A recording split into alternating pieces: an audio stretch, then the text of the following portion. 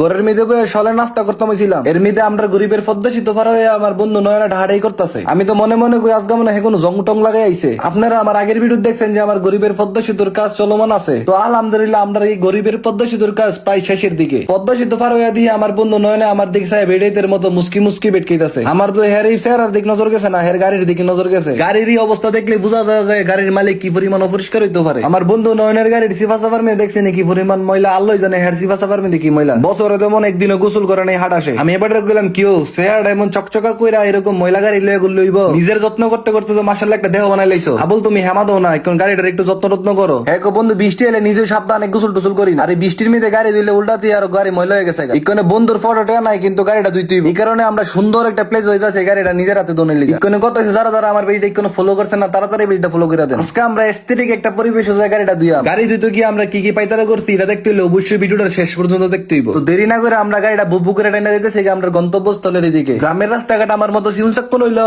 এই রাস্তা দিয়ে গাড়ি চালাইলে আপনারা একটা অন্য ধরনের ফিল পাইবেন। দুই দিকে গাছপালা আর মাঝখান দিয়ে রাস্তা। আমরা কপালটা ভালো, কারণ আমরা এরকম পরিবেশ দেখতে হলে কোনো টুরমুর দোল লাগে না। আমরা বাড়ির আশেপাশে এরকম সুন্দর সুন্দর রাস্তাঘাট আছে। একটা গাড়ি ধুইতে লাগে 150 টাকা, আর এই 150 টাকা বাঁচানোর লেগে আমরা 2 টিকা 2 শ্যাম্পু লয়ে লইছি। একটা দিয়ে নিজেরা গোসল করা, আর একটা দিয়ে গাড়িটা গোসল করে। এখন আমি চিন্তা করতেছি আমরা শ্যাম্পুটা নি ফোরাডে আমার বন্ধু নয়নে মেরা দে। কি একটা কপাল গুনে যে গ্রামে জন্মগ্রহণ করছি। গ্রামে যদি না জন্ম হইতাম তাহলে কি এরকম সুন্দর সুন্দর পরিবেশ দেখতাম পারতাম? এরকম পরিবেশ দেখলে দুঃখ কষ্ট কোন দিক দিয়ে ফলা, দুঃখ কষ্ট নিজেই জানে না। মনটা যদি কোনো কারণে খারাপ থাকে তাহলে আমি খানা টানা বাদ দিয়ে বাইরে যাই সুন্দর একটা জায়গার মধ্যে সময় কাটানোর লিগা। তারপর আমি নিজেও বিলে জায়গা আমার যে মন খারাপ ছিল। আপনারা দেন রাস্তাটা মাশাআল্লাহ দিলে কত সুন্দর, রাস্তার দুই দিক দিয়ে কত সুন্দর সুন্দর গাছপালা, আবার এক সাইডে আছে বিল। এরকম পরিবেশ দেখতে কার না ভালো লাগে আপনার এই কোন? আজকে আমরা গাড়ি জমাই পড়ছি সিদ্ধিরগঞ্জ। সিদ্ধিরগঞ্জ যাই আমরা বন্ধু বান্ধব মিলা প্রায় সময় আড্ডা মারি। আজকে চিন্তা ভাবনা করলাম যে সিদ্ধিরগঞ্জ থেকে গাড়িটা ধুয়াই। এই সিদ্ধিরগঞ্জ আপনার পড়তে হইছে কুমিল্লা জেলার মুরাদনগর থানার 3 নং আন্দিকোটি ইউনিয়নের একটা গ্রাম। বন্ধুরে নামাই দিয়ে যায় আমি এক বাড়ি থেকে মাইগা সাইগা একটা জগ লইছে গাড়িটা দোনের লিগা। কথাই আছে না বুদ্ধি থাকলে ঘর জমাই থাকুন লাগে না। এন থেকে পানি নিয়ে উফরে নিয়ে গাড়িটা দোন লাগবে। পানি আনা নেওয়ার কষ্টটা তো নাও